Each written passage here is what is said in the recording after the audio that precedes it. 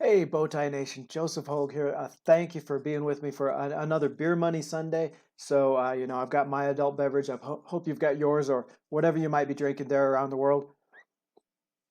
Thanks for being here. Love doing these Sunday live streams. Just a way to kind of connect with you out there in the Bowtie Nation and take off the tie, relax a little bit, and just talk about stocks, right? We've got a great topic for you today. Tech stocks in the Nasdaq are back within 5% of their highs, which means they've clawed back about half of that February loss through those some of the individual names like Tesla, the ARK funds. Some of those high growth, high PE names are still down 20 or 30%. So where do we go from here? Is that historic recovery going to help the tech stocks, or is just that money just going to keep on flowing into the cyclicals and the reflation sectors? So, want to cover that today, and not necessarily to tell you, okay, yeah, definitely the tech crash is over. You can invest in these and sleep well at nights and all that.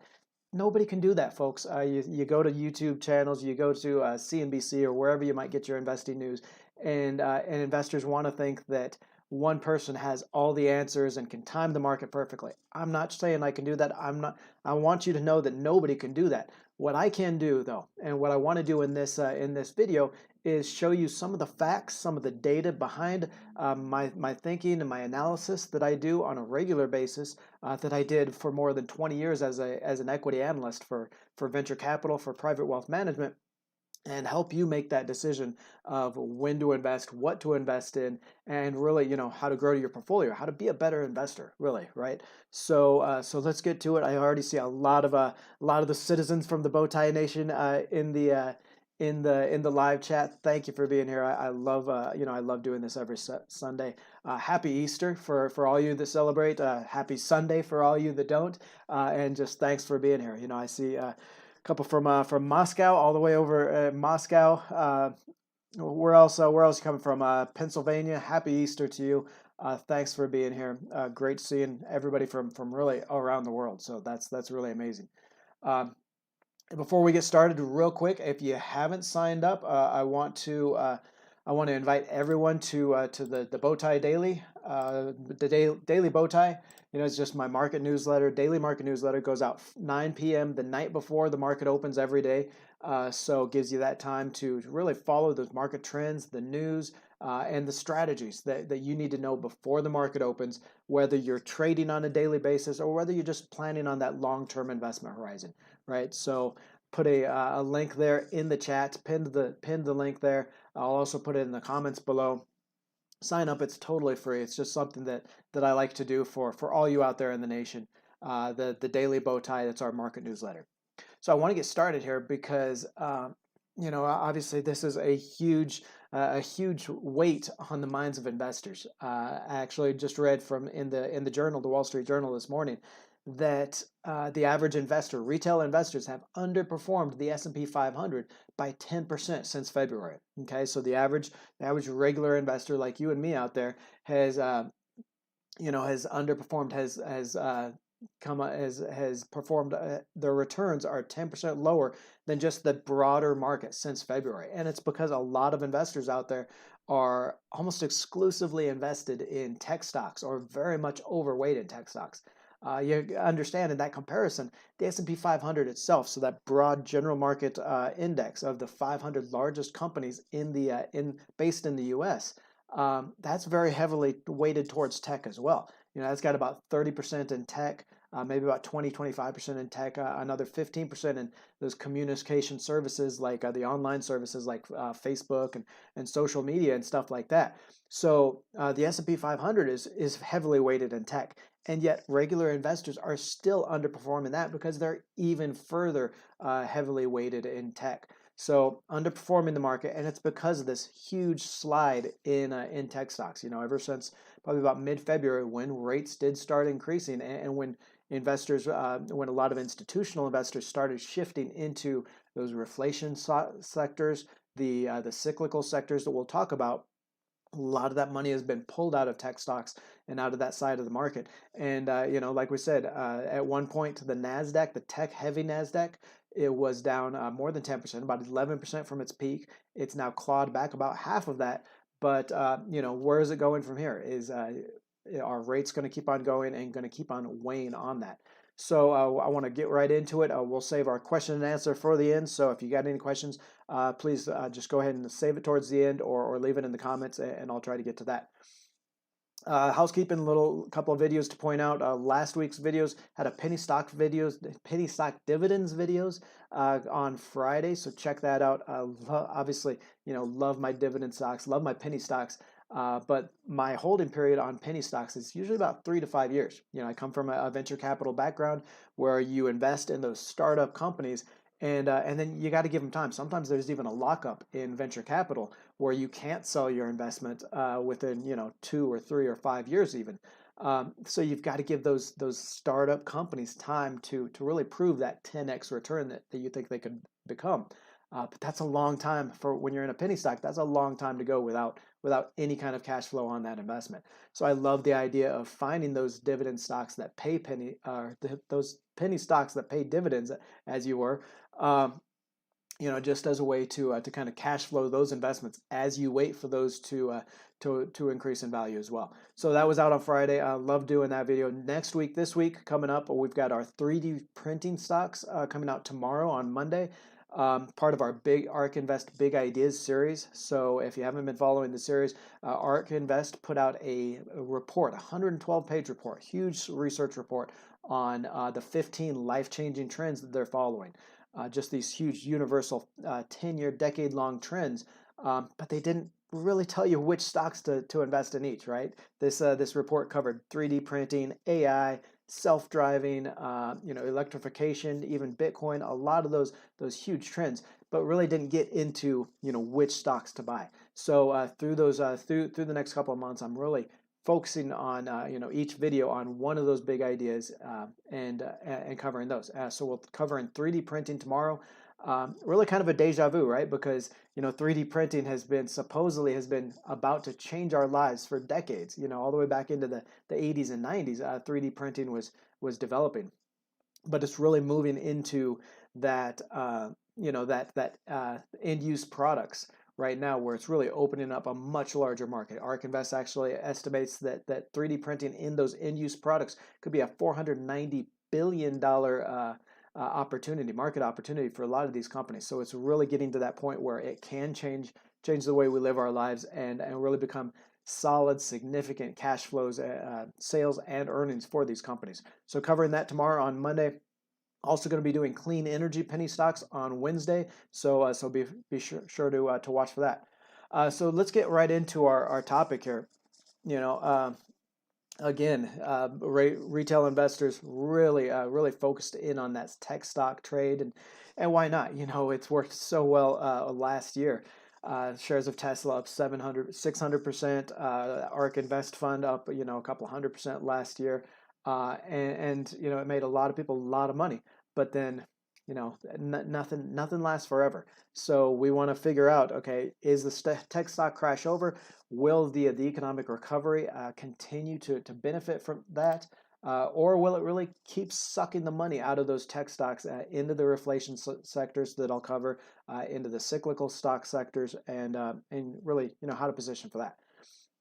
So basically, real quick, what happened, and why this happened. A lot of this, the main problem here that we're looking at is those interest rates went up, right? And it's just a function of faster economic growth. Okay, we're expecting the U.S. economy to grow at anywhere from 6.5% to 7-8% even this year. Okay, and to put that in perspective, over the last decade, which has been one of the longest expansions in history for the U.S., we averaged right around 2 to 3% economic growth a year. Okay, so we're looking at double that at least this year. And that is just amazing to think about. Okay, when you think of the sheer scale of that, the U.S. economy is about a $22 trillion economy.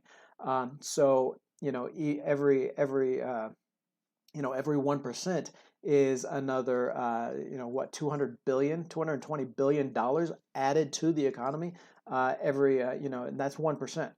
Multiply that by 3 or 4, and you start to see really how much money can be created and pumped into the system.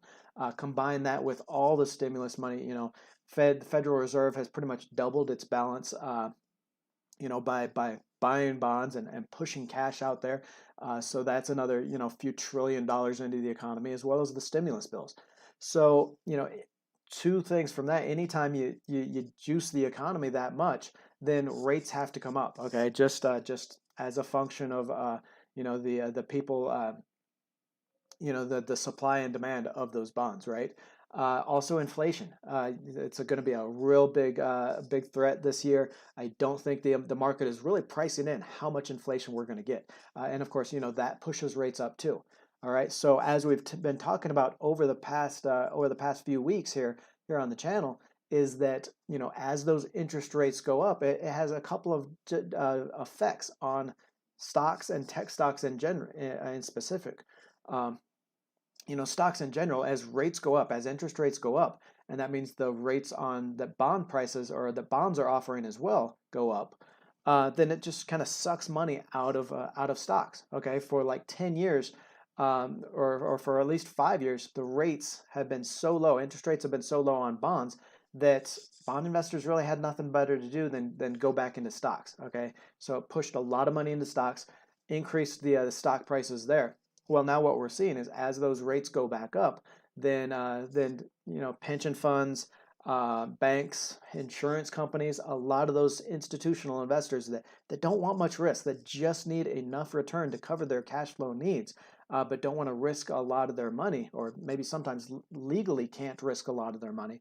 They go back into bonds, right? Because they're getting a sufficient return on that. So that's sucking money out of stocks. The biggest factor here, though, is just how stocks are valued. Okay, stocks intrinsically are valued on their future cash flows and what those are worth to present day investors. Okay, so you get a tale of two companies, really, right? Apple, great cash flows right now in the present. Yeah, sure, it's got some cash flows estimates for the future. I mean, it's always going to keep growing, always going to provide that cash flow, but a lot of its cash flows are right here and right now. So as you're getting that fair value of what all those future cash flows are for Apple, then you got a lot of very near-term cash flows that aren't discounted quite as much. Okay, to find a future value, to find the present value of a future cash flow, you got to discount it. Okay, because money in 10 years isn't worth as much as money is worth right now, right? Just because of inflation and opportunity costs and things like that. So Apple's got a lot of great cash flows right now. It doesn't discount quite as much, but you look at other stocks like some of these 3D printing stocks that we'll talk about tomorrow, that have a lot of great opportunity in the future, maybe not quite as much cash flow now. Some of those other disruptive companies that we look at, Tesla, even a good example, got some decent cash flows now, but most of it is out in the future. And when you discount it at those higher rates, then that present value is less. Okay, so it's just a fundamental macro level intrinsic value of stocks, and that's really what's hurting a lot of these tech stocks. Okay, and another part of it is just like we talked about, that investor shift, that rotation into cyclicals and sectors benefiting from inflation. Okay, so and this has been a real big theme. This is actually what's benefited us in our 2021 Bowtie Nation portfolio there on Stock Card, because back in November, when we created this year's portfolio, I actually, I was looking at this. I was watching the potential for higher interest rates, for higher inflation, for this economic rebound that we knew was coming, right? I mean, this shouldn't be any kind of a surprise to anybody that a lot of this is happening, because we knew it was coming. So when we created that portfolio, I loaded it up with stocks from the energy sector, stocks from the financials, stocks from materials and industrials, a lot of these sectors that benefit from these kinds of things that we're talking about. So of course, as investors shift from what worked last year into what's working this year, then of course that's weighing on it's weighing on those tech stocks, because people are pulling money out of that. Okay, so that's really what's happening. Now what you got to think about is, okay, where's the economy going? Is that going to continue? Is that theme going to continue? And and then we'll look at what analysts are expecting for this, as well as what you can do about it, how you can invest. So had some blowout economic reports last week. Last week in the U.S. was a holiday shortened week, so it was only 4 trading days on stocks. Bonds opened and closed at noon on Friday. but some blowout economic reports that I think really paint this picture for you of where the economy is going. Okay, and we'll talk internationally as well because I think it's a big, an important part of this overall trend that we're looking at, and really kind of a separation here. But anyway, so the employment report came out Friday, and that's the U.S. From the Labor Department, comes out each month. The first Friday of each month shows how many net jobs were added in the month before. Okay, so last Friday we got the one for March. Turns out we added almost a million, almost a million net jobs in March. Right, February was a little lower because of the storms and that kind of thing, but added almost a million net jobs in March. Actually beat expectations by about 240,000 jobs. Okay, economists had expected somewhere along the lines of 750,000. We actually reported about 916,000 net jobs added. Okay, and then the February number was also revised up by 140,000. Okay, so February wasn't quite as bad as we had thought at first glance. March just blew the numbers out. The manufacturing survey, and this is actually something I talk about in the Daily Bowtie coming out tonight at 9 p.m. Tonight's issue is that's actually the economic data point that I don't think got nearly enough attention last week. Everybody was focused on the employment report coming out Friday. The ISM manufacturing survey comes out, just comes out each month. It's basically a survey of manufacturing managers, in the U.S., done by the Institute of Supply Management, and it just gauges, how many of those are in expansion mode, how many are in contraction, some of their other thoughts as far as price and that kind of thing, prices. And this manufacturing survey came out the highest since 1983. Okay, think about that. That's huge. Okay, that's 40 years, the highest in 40 years as far as expansion in the manufacturing survey, in the manufacturing sector. Okay, and in all parts of that survey came out higher than expected. Prices, jobs, everything within that. So that was really an eye opener for me that this economy is expanding a lot faster than we really think it is. Okay, so I see some spam here in the chat. I'm just gonna block a few people here because you know what? If you're spamming, if you're trying to monopolize the chat, trying to pitch or promote your own stocks and stuff like that, we don't need that here. Okay, so just take it easy on that. And I'm gonna remove a few people because we don't need them in the nation here. Okay, looks like we got that. I'll also be adding people to the to the live chat as moderators. So if you want to be a moderator, go ahead and let me know. And if I've seen you there before, then I'll probably make you a moderator, and you can clean up the chat for us while we're going. Anyway, so the economy is clearly growing. Economists were expecting interest rates, and again, this is the big theme here. How high those interest rates are going and how fast. Economists were expecting interest rates, so the 10-year yield to be like 1.72 by June or July of this year. Right, this was back in December. They took that survey, and economists were expecting about 1.72 by June. It's already there. Just in the first 3 months of the year, we already got there on interest rates. I think actually by June we're going to hit 2% or higher. Okay, which is quite a bit above where interest rates are.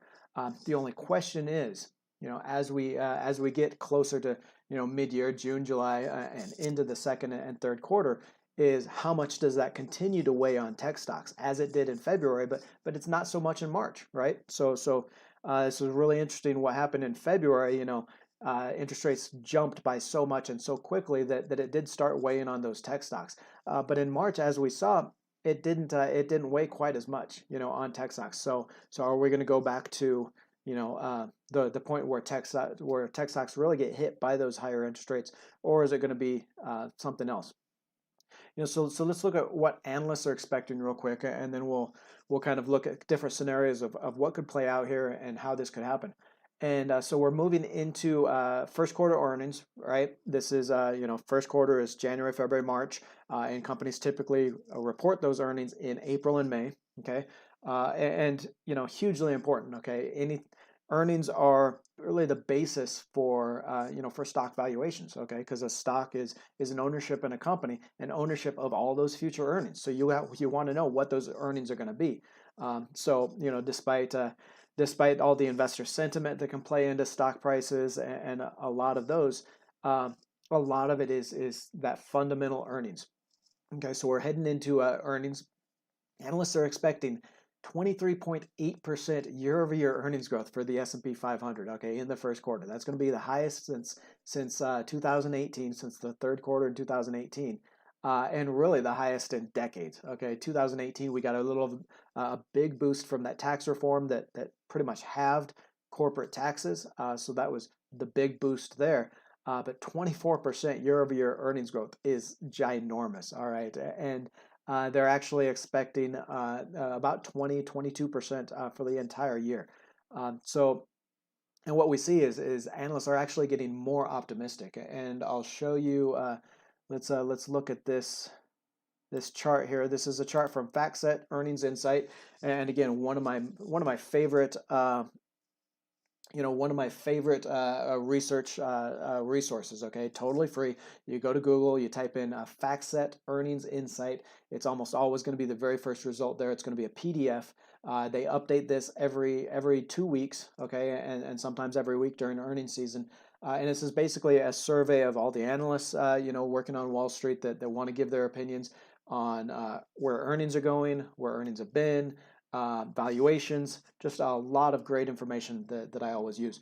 So what we're looking at here is the expected earnings growth for the first quarter of this year, 2021, and the blue line here is what analysts are currently expecting as we're heading into earnings season, right? Earnings won't really start ramping up until probably a week after this next one. So we'll start getting earnings coming in from companies. But analysts are expecting this blue line, these blue bars here. That's what they're expecting, right? And the gray bars are actually what they were expecting as of December 31st. Okay, so most of these, you can see most of these, the blue bars are higher than the gray bars. So analysts are actually increasing their expectations. Okay, increasing, what they're thinking that earning or companies are going to report. Okay, they're increasing their estimates by average about 6% since the beginning of the quarter, which is a pretty big increase. And you can look through here some of these consumer discretionary. The top one here, the far left. Analysts are expecting 104% earnings growth from the first quarter of last year. Okay, and remember, the first quarter of last year wasn't like the pandemic shutdown quite yet. That was January, February, March. So a lot of these companies were just getting into shutdown mode there in March, towards the end of March. So January and February actually weren't too bad, and yet analysts are expecting these companies, the stocks in the consumer discretionary sector, to double their earnings from last year. Financials, financials expected to report 72% earnings growth, this first quarter versus the first quarter of 2020. All right, and look at the difference there. In fact, today they're expecting that 72% earnings growth in the stocks of the financial companies. So think insurance companies, banks, asset managers, things like that. As of December 31st, they were only expecting 49% growth. Okay, so from about 50% growth to 72% growth. That's really the effect of the higher interest rates that we're seeing. All right, and this is really why I positioned in those financials, in the bank stocks and the insurance stocks in our 2021 Bowtie Nation portfolio back in November and December, because I knew this was coming. Okay, the Federal Reserve, is keeping those short-term rates, those rates near zero. Okay, the short-term rates, basically what banks pay on its deposits, what they're paying you and me on our savings deposits, right? But their long-term rates are going up, as we're seeing in the market. The interest rates are going up, so that's just making those banks more profitable, okay? Because that spread of the longer-term rates that they're collecting on those mortgages and on those loans is now very much higher than the shorter-term rates. So that's really what's driving these bank stocks and financials. Obviously the insurance companies are able to make much more money on the cash that they've got invested because those rates are going up. They're getting a higher return on their rates. The asset managers obviously doing very well on on all the new investors in the stock market and that kind of thing, and on a stock market that's still pretty close to all-time highs. So the financials are doing really well. Some of these others, we see the S&P 500, so it's expected about 23.8% earnings growth over last year. Expected in December, it was only expected to be 16%. So there's about that 6% improvement in those earnings. Some on the right here, what we can see is the industrials expected to report about 16% earnings decline versus last year. So industrials not quite there yet in the rebound. What this tells me is the industrials expected to post 16% earnings loss or earnings decline from first quarter of last year. Okay, and if we assume that last year the industrials were still working through their orders from December, January, February, that kind of thing, it was still a pretty decent environment for the industrials companies. Okay, but they're still working through that pandemic, that shutdown. Okay, those orders haven't yet returned for the industrials companies. So what maybe that means is that's maybe the next sector to benefit. Okay, that's as the economy keeps on reopening, and we see industrials finally get to partake in that recovery, in that rebound. Maybe you start investing a little bit more in those industrial stocks. Okay, those stocks of the industrial sectors. Okay, let's look at the full year here, because that's just first quarter. So 2021 earnings, something else we can look at. Full year earnings. Now, what does this tell you? Okay, industrials stocks in the industrial sector. Far left here.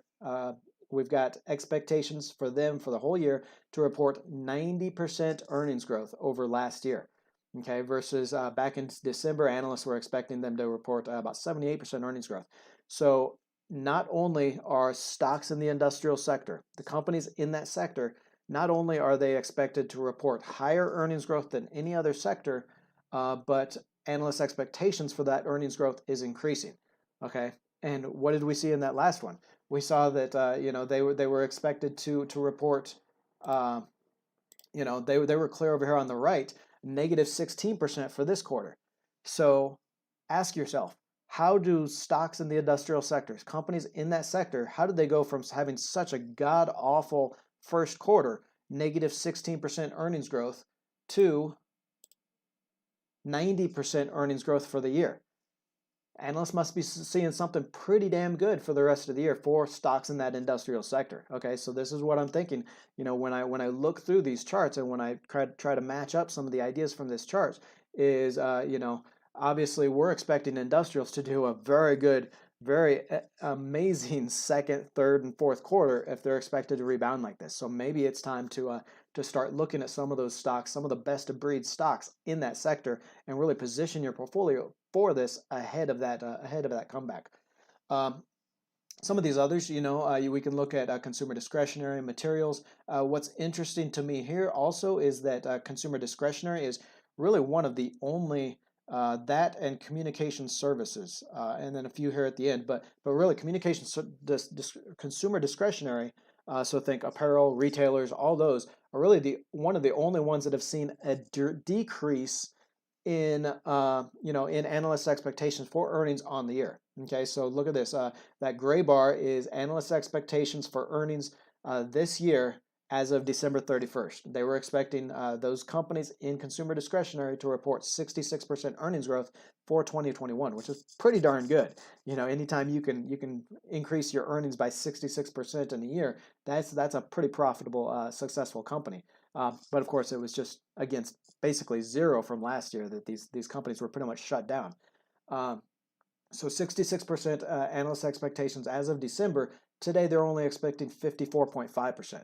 Okay, so what happened there? Why in December did analysts think that the stocks in the consumer discretionary sector, those retailers, those apparel retailers, a lot of those those service companies, why did they downgrade their expectations so much just over the last 3 or 4 months? Okay, so you really got to look at that and kind of look at what's happening in the economy, why they're thinking about that, what's happened to the stocks, and make your own decisions as far as what to invest in.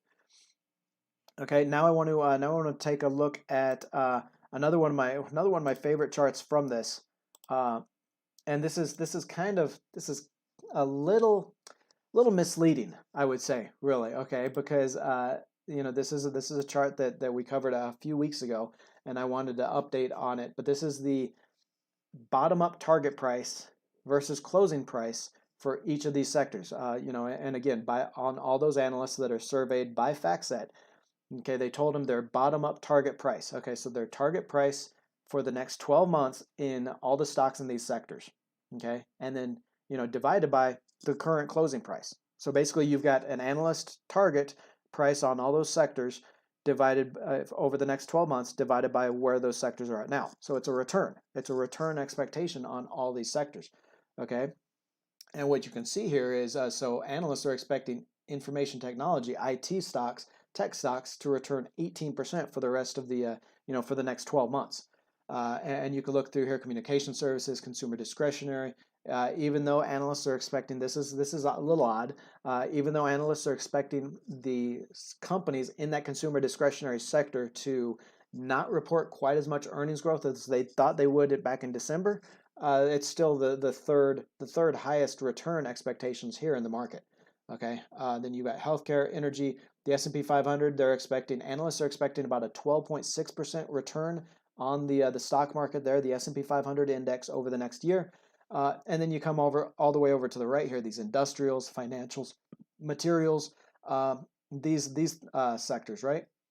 And what's interesting here is not only just the base numbers here you can look at, but also what does this tell us? What does this tell us about analyst expectations and what's happened in the market over the past few months? And really, analysts expect us to kind of revert back to the stuff that worked last year.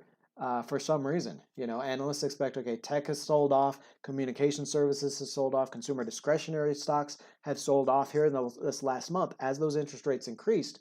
So now analysts are saying, okay, well, we think that sell-off was overblown. Okay, we think the tech stocks, the communication services stocks, and the consumer discretionary stocks, we think they fell too hard, and we think those are the best opportunities now in the market. Whereas if you look over on the right here, with these industrials, financials, and materials, analysts are basically saying that, okay, you know what, we had our price targets back in December, January on these sectors, on the stocks in these sectors, and now boom, they've come up so much. They've come up 20, 30%, a lot of these stocks, a lot of these sectors, and we don't think there's much gas left in the tank. Okay, so they're only expecting the financials, banks, insurance companies, asset managers, they're only expecting the companies in that sector to come up another 5% for the rest of the year. All right. And so what you really have to do when you're looking at what we talked about, the economy with rates, the reopening, that kind of thing, is, do you think they're right here? Do you think financials only have another 5% left in the tank? Do you think industrials? And this is kind of strikes me as odd that analysts can think that the industrial sector is going to post that highest earnings growth of the year, especially after what's supposed to be just a god-awful first quarter that they're going to report here in the next couple of weeks.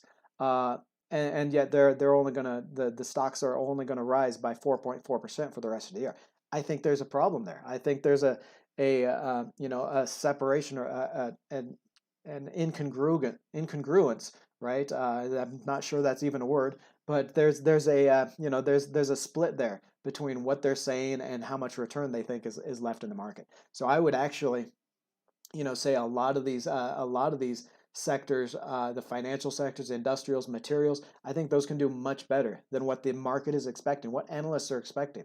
Okay, and so I think that's where your real opportunity is right now. If you're looking at this chart and looking at some of these other charts, is saying, okay, you know what, analysts are expecting nothing from from these three sectors: materials, financials, and industrials. They're really not expecting them to do much. I think because the economy is growing so fast. Okay, the materials and industrial sectors, those are directly going to benefit from that manufacturing survey that we looked at earlier, that we talked about, the highest since 1983. All right, so those two sectors are going to directly benefit from that. I think that's going to be a surprise in the market over the next 12 months, is that these two sectors are going to do really well. They typically do well on inflation, as they pass costs onto the consumers and onto their wholesale buyers. Financials, interest rates are going to keep on going up, and they're going to make more money on those loans, as well as releasing some of that money, like we've talked about, releasing some of that money out of their loan loss reserves accounts. So, I mean, just something to think about when you're looking at, at these. A couple more charts I want to show you, things I want to kind of talk through before we talk about really how to put this together, how to invest, and what some of the things I'm looking at for investments. So next, I want to look at a valuation chart, and everyone here in the nation is going to recognize this chart because it's another one of my favorites. It's just this is the sector level forward 12-month PE ratios. Okay, so now most of you are understand the price to earnings ratio, right? That's the price that stocks are trading at versus the earnings, right? Previous 12 months earnings, so previous 4 quarters earnings, how much you're paying for those as a function of the stock price, right? Now this forward 12-month earnings, this is just forward means that the next 12 months. Okay, so this is all the analyst expectations on the stocks in these sectors, right? So if we look at consumer discretionary, which is clear over to the left here, these first 3 bars, these are this is the price, the current price of all the stocks in this sector divided by what analysts think these companies are going to report in earnings over the next year. Okay, so their core profitability over the next year. The dark blue bar here is the current forward price to earnings, right? So what analysts, the price, the current share price of those stocks divided by what analysts are expecting. The lighter blue bar is the 5-year average, and then the green bar is the 10-year average. Okay, so one of the things you could see from this is that the current PE ratio here, the current forward PE ratio on pretty much every sector is way above the average. Okay, so that kind of gives you a little bit of pause, right? Stocks are historically expensive right now. In fact, the consumer discretionary all the way to the left here, that blue bar is setting at 35.7 times. Okay, so stocks in the consumer discretionary sector are trading at 35.7 times the price at a price of 35.7 times what analysts expect those companies to actually earn over the next year. Okay, you look at that 10-year average, the green bar, that's right at about 19.8 times. Okay, so 35 divided by 20, about 84%. Okay, so stocks in the consumer discretionary sector are trading at a premium, trading 84% higher than how they've been trading over the last 10 years on average. Okay, that is expensive, right? And now understand that that chart we looked at earlier, analysts are expecting stocks in the sector to double their earnings from last year. Okay, so that's huge earnings growth, and that's going to lower this PE value a little bit, but it's still very expensive, very high for stocks in that sector. Information technology trading at 25.9 times versus that 16.5 times multiple over the last 10 years. So that's 57% higher than it has been over the last 10 years. Some of these others, industrials, are actually also trading very high. Divided by 16.3, so industrials are trading at 58% higher than they have in the past 10 years. Now, what I'm thinking about here, though, is those analyst expectations for earnings, for the industrial side might not be as high as they actually turn out to be. I think industrials can do better on a forward earnings basis and really kind of moderate this earnings or this price to earnings ratio, right? And then you come over here to the right. So this is really kind of a chart really more for the value investors out there. Okay, the growth investors, the investors in growth stocks, not really going to pay attention quite as much to this because they're really looking at that earnings growth more. They're looking at price to earnings to growth ratio more than really trying to get the best value on their stocks. For the value investors, though, I mean, you're looking at this and you're saying, okay, you know what? There's no way I'm going to touch, no way in hell I'm going to touch some of these IT stocks, those tech stocks that are trading at 58 times or 58% more than on a historical basis, the consumer discretionary stocks. You really got to be careful in these sectors. No, I'm not saying you don't buy any consumer discretionary stocks, you don't buy any IT stocks, tech stocks, because there are obviously some good deals in these sectors, but you got to be careful on the sector as a whole, right? So maybe what you do, and this would be an interesting kind of risk reduction hedge, is kind of like a hedge fund strategy here, is maybe if you're investing in tech stocks, then you go find the best of breed tech stocks in the sector, right? You find the best value for stocks in there, and then so you buy those, and then maybe you short the IT the sector itself. Okay, so maybe you sell short shares of the XLK, which is the iShares or the Spider Technology ETF, right? That's ticker XLK.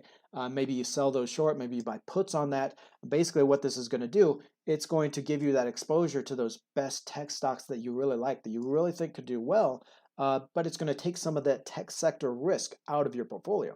Okay, so if you really think that the tech stocks are overvalued here, interest rates are going to keep on weighing on those, then maybe you want to take the tech sector out of your tech stocks. Okay, you just want that exposure to those really great tech names, those tech companies that you really like, and you want to take the overall tech sector exposure out of that. So that's a really interesting play on that. But for the other value investors out there, I mean, you're looking here and you're looking all the way to the right. The cheaper sectors, the sectors like financials that are only trading at 15 times on that price to forward earnings basis, versus 12 and a half. I mean, it's still above its longer term average of 12 and a half times, but not nearly as much so. Okay, so stocks in the financial sector, clear over to the right here, are trading at 15 times on a forward price to earnings basis. And given the 10-year average of 12.5, that's only 20% more, right? So, as we saw over on the left here with tech stocks, with consumer discretionary trading 85% over, these long-term average, financials are a steal, right? 20% over their long-term average. You've got other sectors here like healthcare. Healthcare trading at 16.2 times divided by the 15 times average, it's only 8%. Okay, and actually, I really like healthcare for this year. It's underperformed over the last few months, and a lot of that I think is because of those biotech stocks that trade more like growth stocks in that sector. But for healthcare, we had massive problems in the healthcare sector last year, and not just because of the pandemic and that kind of thing, but because to triage those services, they had to cut all those supplemental services, all the surgeries, all the elective surgeries, all the cosmetic surgeries, everything that really makes healthcare services money. Those higher profit margin services, they had to cut those last year because they were getting so many COVID patients, right? Well, now, as those services come back this year, you're going to see profitability really increase for the healthcare sector. X the drug makers, X the biotech stocks, things like that. But for the healthcare service companies and things like that, you're going to see profitability really improve here. And like what we see with this chart, healthcare stocks in this sector are only trading 8% above what they have over the past 10 years. So that is a huge discount versus the rest of the market. You also see utilities here trading at a little bit closer to what their long-term value is. Now, I'm not really wild about utilities this year just because higher interest rates tend to pull money out of utility stocks. Okay, utilities, it's an extremely safe, stable cash flow sector, right? These stocks in here, they have monopolies, regulated utilities on electricity, on gas, all that kind of thing. So it's a very safe sector, and most of your return is going to be from those dividends that they pay on that stable cash flow. Well, what happens is when interest rates rise, then investors in these utility stocks say, well, hey, you know what?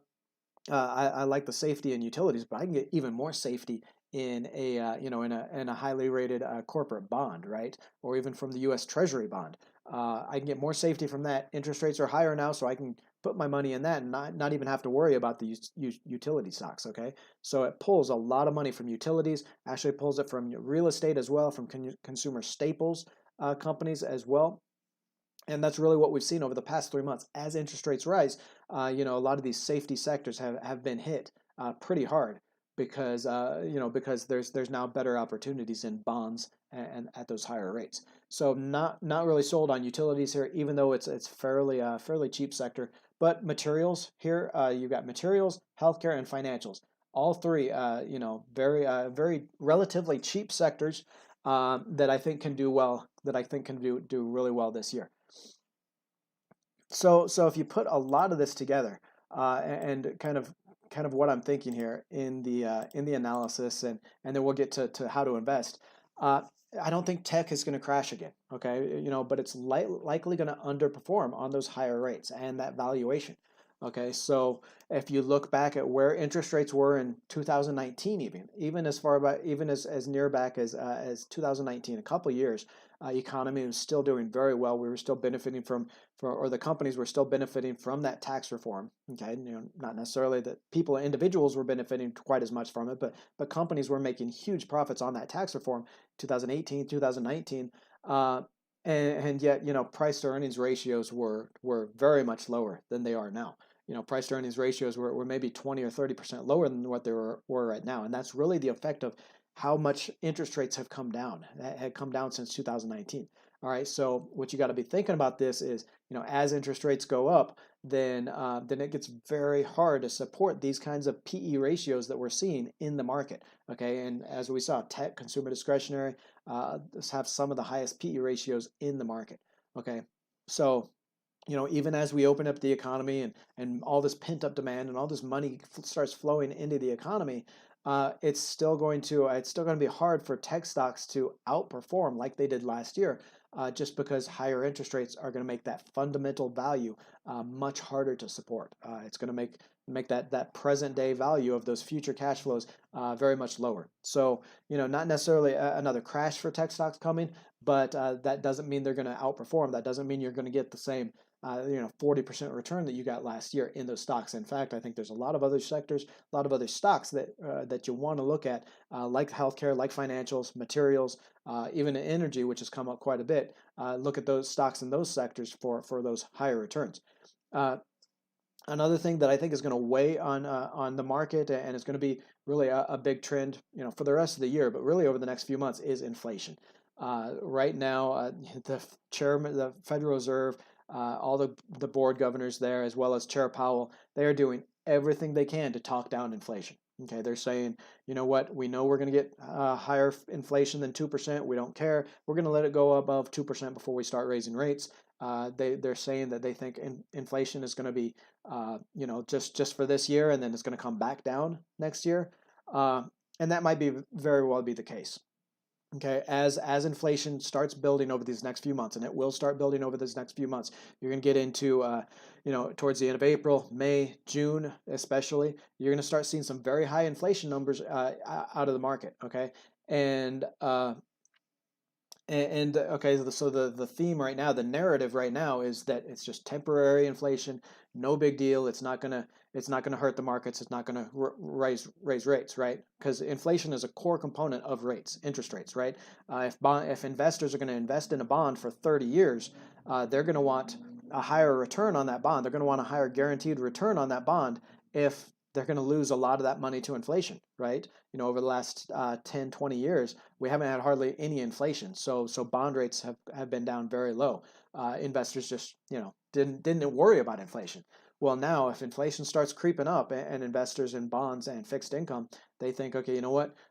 If I'm going to lose 2% of my money every year to inflation, the value of the dollar is going to go down by 2% or more, then I'm going to want a higher interest rate. Okay, so what we're saying here, what the Fed is saying is that, this inflation is just going to be temporary. It's not going to increase rates too much, so it's not going to be a problem.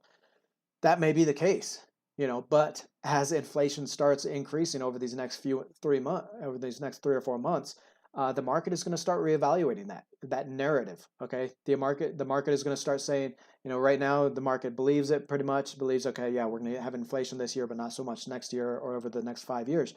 As we get those higher inflation numbers, the market's going to start second guessing that. Investors in the market are going to start saying, well, yeah, but what if? What if that inflation keeps going? What if that inflation just keeps on going higher and higher?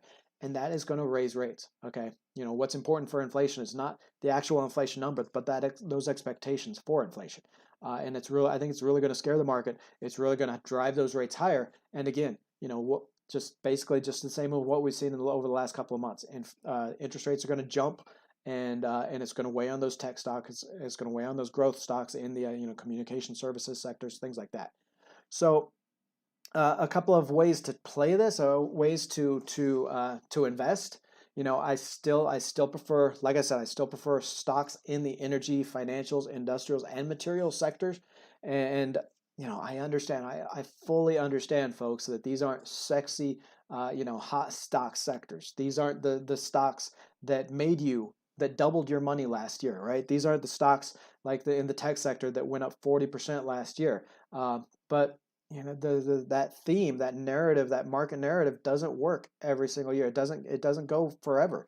All right. So if you're gonna make money, like I said, the average retail investors underperformed the S&P 500 by 10% since February. And it's because a lot of investors are holding on to that idea that those tech stocks that made them rich last year are gonna make them rich again this year. And that's just not the case. That's just not how the market works. Okay.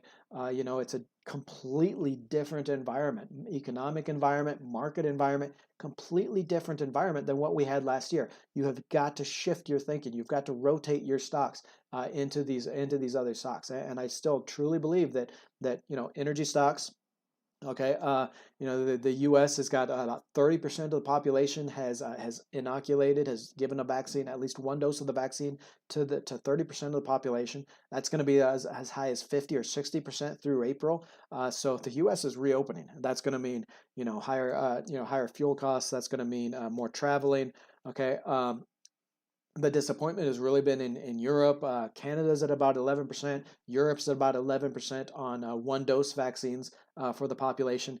Here in Colombia, it's like 1%. Okay, so it sucks. I'm never getting a vaccine. All right, because they just don't have the vaccines here until the U.S. is completely inoculated and they start shipping some of those vaccines down here. I'm just gonna have to stay in lockdown, I guess, because we're not getting it. And that's really the problem that we've seen across the globe, and we'll get at in this next idea here that I want to share. But yeah, energy is really ramping up as soon as we see those lockdown restrictions for this current wave in Europe ease. Then energy prices are going to go through the roof. Okay, oil prices are going to go higher. Economic optimism is going to go higher as soon as Europe really joins the U.S. in that percentage of people that are vaccinated. And I do believe that that'll be within the next month or so. Financials, stocks in the financial sector. So again, those banks, insurance companies, more so the banks though. Really, they're going to be making money hand over fist all year long. Okay, and it's not over yet. So I think stocks in the financial sectors do well. Industrials and materials as well. That's the front line on that economic rebound. The industrial makers, the materials makers, that kind of thing. Stocks in those sectors can do very well and will do very well. Now, another idea that I wanted to share, and it's based on that international theme here, is really international invest, kind of how you play your international portfolio and what this different growth rates mean. Okay, so again, we're expecting something like 6.5 to 8% economic growth in the U.S. Right? IMF, World Bank, a lot of those organizations are expecting something like 6% worldwide economic growth, as low as maybe about 5% for Europe and some of those other developed markets. And again, a lot of it is just because of that vaccine distribution. Okay, again, 30% of the U.S. population is already vaccinated with one dose. The rest of the world, it's more like 11% or lower. Right? We're seeing a lot more lockdowns in Europe and other countries. And that's really affecting this economic growth, these economic expectations. Okay, and what this is going to do is, I don't want to get into the economics here. I would love to because I'm an economics nerd to my bone. But as the economy in one country increases versus the other countries, then rates in those countries go up, right? Because you've got all these foreign investors from all over the world that say, hey, you know what? I'm getting 0 on my bonds here in Germany. And even negative rates. I mean, some investors are paying the German government to hold their money for them, to buy those bonds, right? Negative interest rates versus, I can get 1.7% on a 10-year treasury out of the U.S. So you got a lot of money flowing into the U.S. to buy treasuries or to buy bonds, and that pushes those interest rates up. Okay, that's one of the things that's pushing interest rates up right now. Stronger economic recovery. It's a stronger dollar because you get all these this investment from foreign money coming in, buying the dollar to buy those investments. So you get a stronger dollar, you get higher rates, and what it really means for a lot of these companies, even the U.S. companies. I mean, I'm not talking about investing in foreign companies or ADRs or anything like that. I'm talking about U.S. based companies that have percentages of their revenue for overseas, right? And so what you can see here is that, okay, what happens when we have a stronger dollar in the U.S. That means any U.S. company with sales overseas, when they bring those sales from that foreign currency into dollars, it means less. Okay, because those foreign currencies are weaker against the dollar. So when they translate those profits to be able to report on their quarterly earnings statements, when they translate those profits into stronger dollars, it's less. Okay, so what you're thinking here, what I'm thinking here, and what you want to do is you look at these sectors with higher revenue internationally. The sectors, the stocks in those sectors that are going to get hit on a stronger dollar. Higher rates in the U.S. Higher inflation, that kind of thing. And you really build that into your thinking. I mean, obviously, this isn't the only thing you want to think about when you're investing in stocks, but this is another thing. Okay, so for example, I mean, if we go all the way to the right here, this is the sector geographic revenue exposure, right? So the light blue line is the average sales that stocks in this sector make internationally, right? The dark blue line is domestically in the United States, right? So all the companies in the S&P 500 by sector here, for example, all the way to the right here, we look at information technology, right? So all the stocks in the IT sector, in the technology sector, in the S&P 500, the largest 500 companies in the U.S., they make about 42%. About 42% of their sales are within the United States. Okay, well, what's the inverse of that? This blue line here. 58% of their sales are outside the U.S., are in international, foreign countries, right? And you can just follow this. You follow this all the way up. Materials typically have about 45% of their sales in the U.S. and 55% internationally. Consumer staples, energy, we come all the way over here to the left, and utility companies, which, obviously a utility company, it's a very much geographically centered company. So, right, so an electric provider is going to provide electricity for that very small geographic area, right, for the most part. So those are, on average, stocks in the utility sectors make 97% of their money, of their sales in the United States, and only 3% internationally, right? Those are the utility companies that own other utility companies, in Britain or in Europe and that kind of thing generally. Fine, real estate's the same. Real estate companies generally, if it's a U.S. real estate company, they own typically almost all U.S. real estate, right? So 83% U.S. sales, 17% foreign. Financials, 77%. So all the banks, all the insurance companies, asset managers, 77% of their sales on average are from the U.S. Versus 23% internationally. So what you see here is, okay, if I'm thinking technology stocks are expensive here, they've already got those high PE ratios, interest rates are going up, that's going to hurt technology stocks, tech stocks.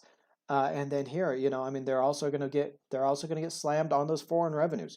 Okay, they make more money than any other sector overseas. Those overseas receipts, those overseas sales are going to be worth less in dollar terms. So, as you start seeing those earnings come out for first quarter, second quarter, third quarter, you're going to hear a lot from these tech sector stocks. From this tech management, you're going to hear a lot from them about currency effects. That's going to be one of the big things that they're going to try blaming those lower earnings on currency effects, exchange effects, because as they bring those sales and profits into the U.S., into that stronger dollar, it's going to be it's going to amount to less. So if I'm putting all this other economic stuff together, then I mean I can see, okay, what, I think utilities and real estate are going to be hit on the higher interest rates, right? Remember, as interest rates go up, then it pulls those yield-sensitive investors back into bonds from these sectors. So utilities and real estate probably get weighed on a little bit here. But financials, I mean, we've seen time and again through this different economic data how, okay, financials, the bank stocks, they're going to make more money on their higher profit margins, right? Their higher net interest margin, right? The higher interest rates versus the lower, the lower short-term interest rates. They're making more money there. They're making more money because all this money that they thought they had to set aside for reserves on those loan loss reserves that they moved out of earnings onto their balance sheet. They thought they would have to have huge defaults on their loans because of the economic recession and that kind of thing. Didn't happen. So they're going to be making more money on that. Now we see, okay, you know what? Banks are going to do really well on this international idea too, where they've got most of their money here, most of their money coming from the U.S., and that's really going to help them relative to a lot of these other sectors. So just another clue, another piece in the puzzle to decide, okay, which sectors do I want to do I want to focus on? Okay, so we've got financials. We've got consumer discretionary, where, I mean, while consumer discretionary stocks are typically very expensive right now on average, yeah, obviously you've got that reopening trend. You've got a lot of pent up demand, a lot of money coming back into these stocks over the next couple of quarters. So maybe you look at that. Industrials, industrials keeps on coming up again, and so you look through this data, you look through these charts, and start thinking about things. And these same when these same sectors start coming up into your thinking, right? Industrial is going to be posting or expected to post the highest earnings growth of all the sectors this year.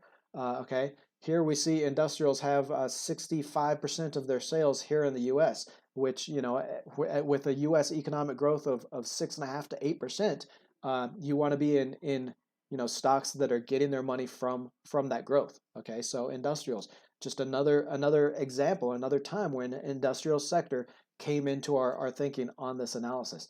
So again, what I would do with this is I would say, okay, you know what, financials, industrials, two sectors that have just over and over again, as I'm looking at this data, as I'm thinking through this data, have come up as winners.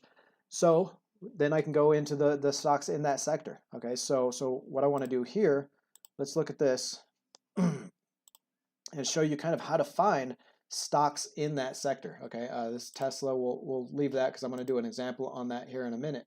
But if we go over to Sector Tracker, and again, all you in the Bowtie Nation, you're going to recognize this this website, because this is another one that I use constantly. In fact, I use it every day for our daily market update. This is sectorspider.com, and it gives you on a daily basis, 5 days, 1 month, all the way up to 5 years. It shows you how exactly the returns on each of these sectors. Okay, so we can see as of last last Thursday, last trading day, how these stocks in these sectors did. Okay, now what you want to do is, if you're trying to find stocks to research in these sectors, and you can use a research a screener from any kind of stock site or anything, but you can start here. And so if I'm looking for stocks in the industrial sector, okay, that I might want to invest in, I can click here, and this is going to load up with all the stocks in the industrial sector that are in the S&P 500, right? So this, again, S&P 500 index is the 500 largest companies based in the U.S., and it's broken down into these sectors. And I can just look here. I can just look at some of the stocks in here. There's about 4 pages here, about 20 each. So there's about 80 stocks in the S&P 500 that are in that industrial sector. And I can just kind of use this as a guide. Figure out, okay, which stocks in that sector, maybe which industries do I think will do well. Okay, so that's just something you want to think about when you're trying to think about what stocks to buy, what sectors you really like. Now, last thing, and we're going to open it up to question and answer. If you still want to invest in tech, which I think everybody should invest in tech, some of these long-term big ideas that we're covering in that big ideas report, obviously over the next 10 years, these are the stocks you want to be in, right? But I'm a little worried about tech stocks because, as we've seen, they've got a lot of sales overseas that are going to be worth less when they translate those sales, those earnings into dollars. They're historically expensive. Even after this, even after a harsh February, they're still, about 59% more expensive than they have been over the past 10 years. And those interest rates are going to keep on going up, and that's going to weigh on these stocks. That's going to make it, even if the stock price doesn't go down, it's going to make it difficult for those stock prices to go up. Okay, so you've got 3 big factors here, big macro level, big forces that are going to weigh on tech stocks, but you still need to invest in them. So what I would do, and what I've actually done over those last couple of months here, as these stocks have come down, is you can use covered calls to get in on them, or you can sell puts. So we're using we're using option strategies to cut our risk a little bit. And maybe cash flow these investments. So what I want to do here is just one example of how to do this with say Tesla. Okay, so here we're on Tesla. It's trading at $661 a share. down from about $900, almost $900 there in January. So it's still down quite a bit. I think it's still down maybe like 20% or something. It's still down as much as 27% from its January high. And but a great long-term company. I think as soon as Tesla announces and gets into that nationwide ride-hailing service, which I think could be over the next year or so, I mean that can send the shares higher. A lot of catalysts to send these shares higher, but over the rest of this year, it is going to have trouble getting beyond where it's at now, maybe even a little bit higher. So what you can do here is if you want to own shares of Tesla, then you go over here to options, and so I can buy shares of Tesla for $661, and then I'll go over and I'll sell. I'm going to use a covered call strategy, right? And generally, what I'll do here is I'll buy the January options, or I'll sell the January options, as it were. And if you haven't seen our options investing strategy video, this is going to explain it in detail. It's about a 55-minute video. It goes into 5 options investing strategies that I use to cut risk, to cash flow my investments, and even to make more money on a lot of them. So definitely check that out. That's in the video section of the channel. But basically, this is a covered call strategy. So I'll go here to the January options. Now these expire January 21st of next year. So about 8 months. And what I can do here is I can buy these Tesla shares, and I can sell. We'll go scroll down here. Okay, and now what these call options do, they give someone the right. If I sell these call options, they give someone else the right to buy those shares from me for a certain price. Okay, and for that right, they're going to pay me some money right now. And this is gonna be how I decrease my risk in shares of Tesla. So I can come down here to the $900 per share options, right? So this is the idea here is I'm going to give somebody the right to buy those shares off me for $900 anytime between now to January of next year. They're going to pay me about $87. Pay me about $87. So what this does, I'm paying $661 per share, getting that $87. So my cost basis for shares of Tesla is actually $574. I mean, I've actually just gotten a discount of 13% on my shares of Tesla, right? So what this does is it puts me in Tesla. I've got exposure to the stock, and but at a discount of 13% to where it is now. So even if shares of Tesla fall another 13%, I'm still profitable on my investment because I've sold these call options. Now, what happens if Tesla shares do go up? Now, if Tesla shares go up to $900, so that's 900, they're 661. If they go up 36% this year, okay. So in terms of Tesla, that wouldn't be huge because hell, they went 6-fold last year. But if shares of Tesla went up 36% this year to $900 each, then that investor is going to use those call options to buy those from me at $900. Now, what happens? I keep that $87 he paid me, that 13% on my price. Plus, I get the 36% increase, right? They pay me $900 for those shares. I've made 36% plus the 13% that I made immediately when I sold those shares. So, I'm making upwards of 50% on those shares. What happens if shares of Tesla stay under $900 a share, through the rest of the year? Which, all these factors against it, the higher interest rates, the higher interest rates, the valuation, a lot of these things are telling me that, what, I want shares of Tesla. I like the company long term, but over the short term here, I'm a little worried. I'm a little worried that maybe it can't break that $900 peak once again in this year. Okay, so what this does is it gives me that 13% immediately, and I can share. I can get shares at a discount. All right. So if shares don't go to $900, that investor isn't going to pay me $900 for those shares. They're just going to buy in the market for less.